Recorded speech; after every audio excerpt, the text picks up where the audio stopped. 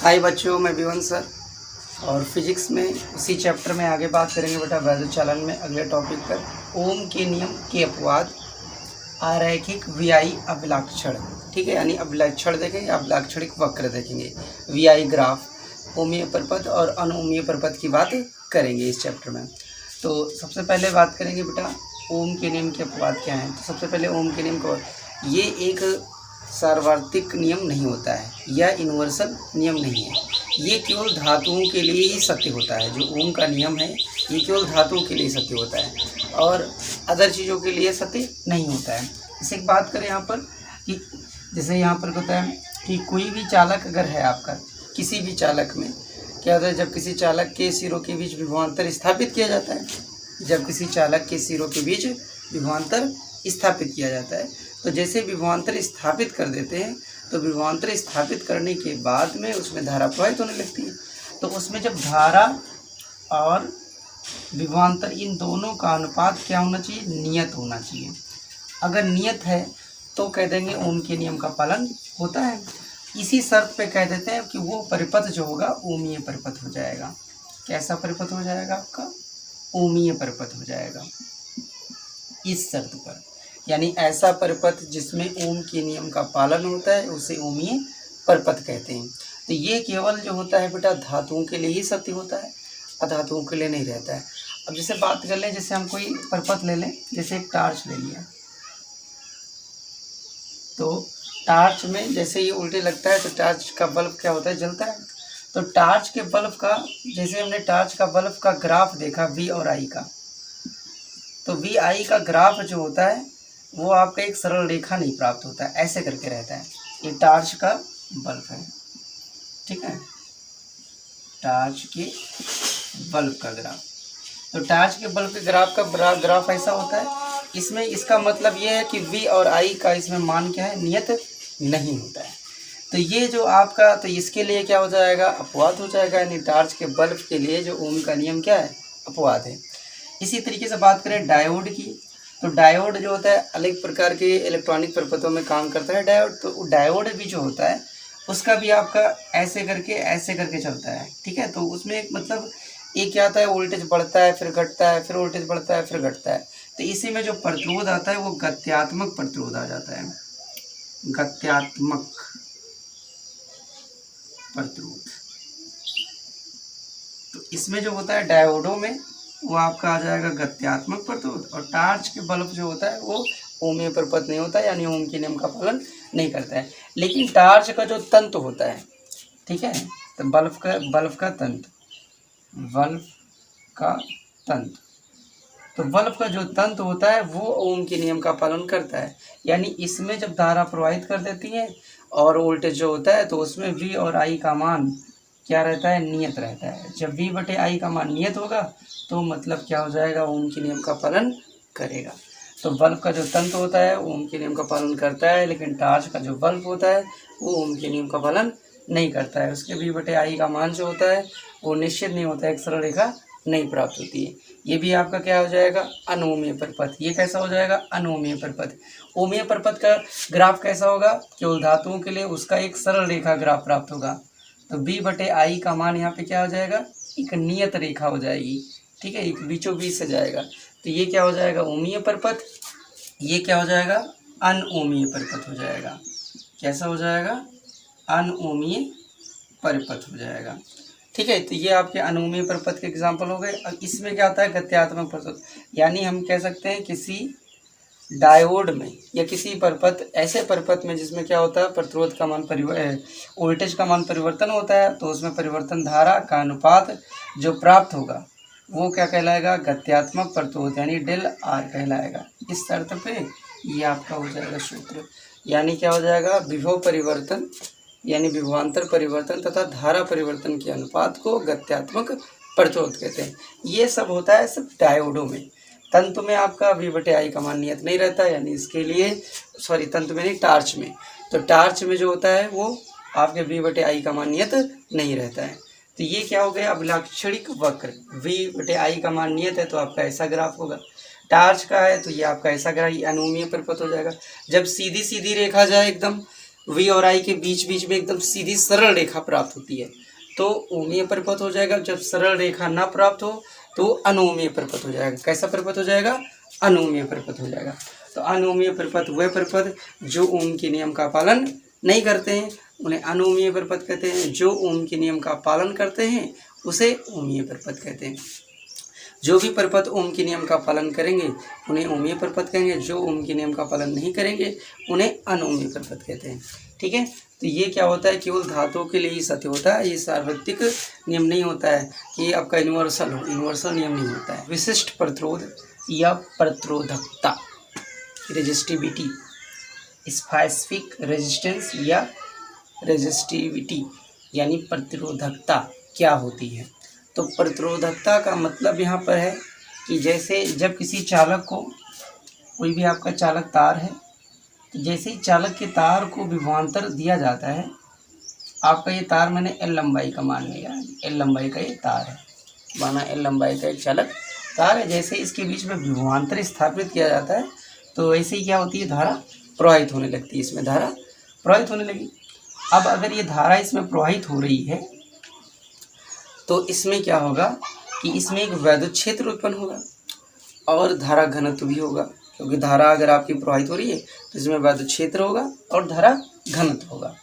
तो यहाँ पर क्या कह सकते हैं, जब किसी चालक के बीच विभवांतर स्थापित किया जाता है तो चालक में वैद्युत क्षेत्र और धारा घनत्व के अनुपात को प्रतिरोधकता कहते हैं। इसे रो से प्रदर्शित करते हैं। किससे प्रदर्शित करते हैं बेटा? रो से प्रदर्शित करते हैं। इसी को कहते हैं विशिष्ट प्रतिरोध। यही आपका विशिष्ट प्रतिरोध हो जाएगा। रो क्या कहलाएगा? आपका विशिष्ट प्रतिरोध। इसे रो से प्रदर्शित करते हैं। ठीक है, ऐसा करके आपका बनता है चिन्ह, तो ये रो हो जाएगा। क्या कहेंगे? जब किसी चालक में विभवांतर स्थापित किया जाता है, जब किसी चालक के सिरों के बीच विभवांतर स्थापित किया जाता है तो चालक में क्या होती है, धारा प्रवाहित होने लगती है। अब चालक में जैसे धारा प्रवाहित होती है तो वैद्युत क्षेत्र भी होगा ना, तो जैसे ही चालक में विद्युत धारा प्रवाहित होती है तो उसके वैद्युत क्षेत्र तथा धारा घनत्व के अनुपात को क्या कह देंगे? प्रतिरोधकता कहते हैं या विशिष्ट प्रतिरोध कहते हैं। अब इसको हम समीकरण एक कर लें तो विशिष्ट प्रतिरोध का और भी आपके सूत्र निकल सकते हैं, क्योंकि यहाँ पर आपका देखिए जो वैद्युत क्षेत्र होगा E बराबर V बटा L होगा। ये आपका हो जाएगा। J बराबर हम लोगों ने पढ़ी है I बटा A, ये भी हमने सूत्र पढ़ा है। तो इस समीकरण में E का मान V बटे L यहाँ पे रख देते हैं, I बटे A इसका मान रख देते हैं, फिर देखते हैं क्या सूत्र मिल जाता है। तो यहाँ पे रख देते हैं। देखिए कितना हो जाएगा आपका बेटा, रो इक्वल टू E का मान हो जाएगा V बटे L अपॉन में J का मान I बटा A हो जाएगा आपका। ये आपका ऊपर चला जाएगा और ये L नीचे आ जाएगा। तो एक हो जाएगा V बटे I आपका और ये A बटा L हो जाएगा आपका। V बटे I हम लोग जानते हैं बेटा, V बटे I ओम का नियम ने बताया था R बराबर V बटा I होता है। तो यहाँ पर V बटे I की जगह पे R कर देंगे तो A बराबर यहाँ पर इस तरीके से रो बराबर R A बटे L निकल आएगा।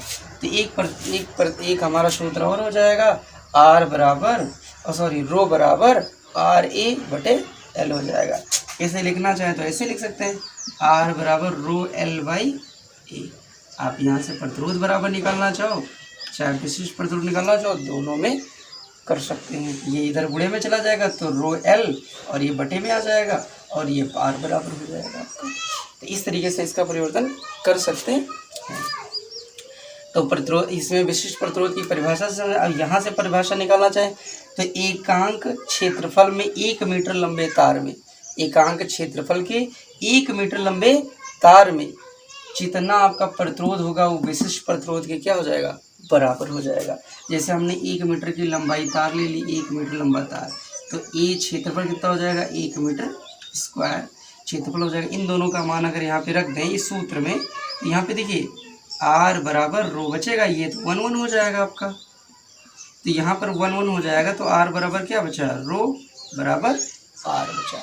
यहाँ से क्या कह सकते हैं, किसी चालक के 1 मीटर लंबाई में एकांक क्षेत्रफल पर 1 मीटर लंबाई में चालक के जितना उसका प्रतिरोध होगा वही उसका विशिष्ट प्रतिरोध कहलाएगा। इसे क्या करते हैं, रो से प्रदर्शित करते हैं। तो ये आपका हो जाएगा विशिष्ट प्रतिरोध। अब विशिष्ट प्रतिरोध का मात्रक क्या हो जाएगा, तो विशिष्ट प्रतिरोध का मात्रक यहाँ से भी लिख सकते हैं, या विशिष्ट प्रतिरोध का मात्रक होता है ओम मीटर। कितना हो जाएगा बेटा, ओम मीटर। यहाँ से ओम हो जाएगा, ये मीटर स्क्वायर ये कट जाएगा तो ओम मीटर इसका मात्रक हो जाएगा। इसका मात्रक कितना होता है, विशिष्ट प्रतिरोध का मात्रक हो जाएगा बेटा ओम मीटर, सॉरी ओम मीटर होगा, मीटर स्क्वायर, तो ओम मीटर इसका मात्रक हो जाएगा। अब ओम मीटर में एल का ही गुणा कर देंगे तो उसकी विमा निकल आएगी। जितनी ओम की विमा होगी उसी में एल का गुणा कर देंगे, इसकी विमा निकल आएगी, यानी विशिष्ट प्रतिरोध की विमा भी उसमें एल से गुणा कर देंगे ओम के नियम। उसी क्रम में बेटा देखेंगे विशिष्ट चालकता। विशिष्ट चालकता क्या होती है, तो विशिष्ट चालकता एक वैद्युत चालकता थी, प्रतिरोध का व्युत्क्रम कहलाती थी। वैद्युत चालकता जो होती है वो प्रतिरोध का व्युत्क्रम होती है। ये विशिष्ट चालकता है तो विशिष्ट प्रतिरोध के व्युत्क्रम को विशिष्ट चालकता कहते हैं। तो दोनों का यहाँ पे आपका सूत्र याद हो जाएगा। ये वैद्युत चालकता हम लोगों ने इससे पहले पढ़ी थी, वैद्युत चालकता, इलेक्ट्रिक कंडक्टिविटी। तो इसको हमने पढ़ा था कि ये क्या होती थी, 1/r होती थी। अब यहाँ पर आपकी वैद्युत विशिष्ट चालकता आ गई, तो विशिष्ट चालकता की जो परिभाषा होगी बेटा, विशिष्ट चालकता स्पेसिफिक कंडक्टेंस, तो ये क्या हो जाएगा, कंडक्टेंस कहते हैं, कंडक्टिविटी कहते हैं, चालकता उसी को कहा जाता है।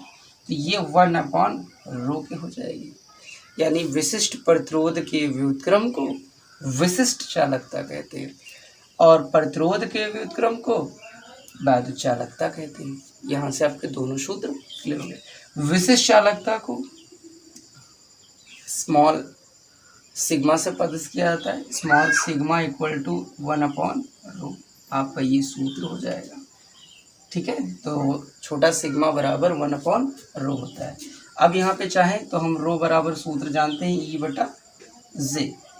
ठीक है, तो आप चाहो तो यहाँ पे रख सकते हैं, तो ये कितना हो जाएगा, यहाँ पर 1/E/J, तो ये आपका ऊपर चला जाएगा, तो यहाँ से आपका ये बन जाएगा, तो ये ऊपर रख देंगे तो ये हो जाएगा J/E बराबर इधर कितना हो जाएगा सिग्मा, तो ये इधर चला जाएगा, तो यहाँ से J बराबर आपका मिल जाएगा आपका सिग्मा E, J बराबर सिग्मा E मिल जाएगा। यानी ये भी रिलेशन आ सकता है यहाँ पर कि धारा घनत्व बराबर आपका फार्मूला क्या मिल जाएगा बेटा, धारा घनत्व बराबर आपका आ जाएगा, धारा घनत्व J बराबर सिग्मा E आ जाएगा।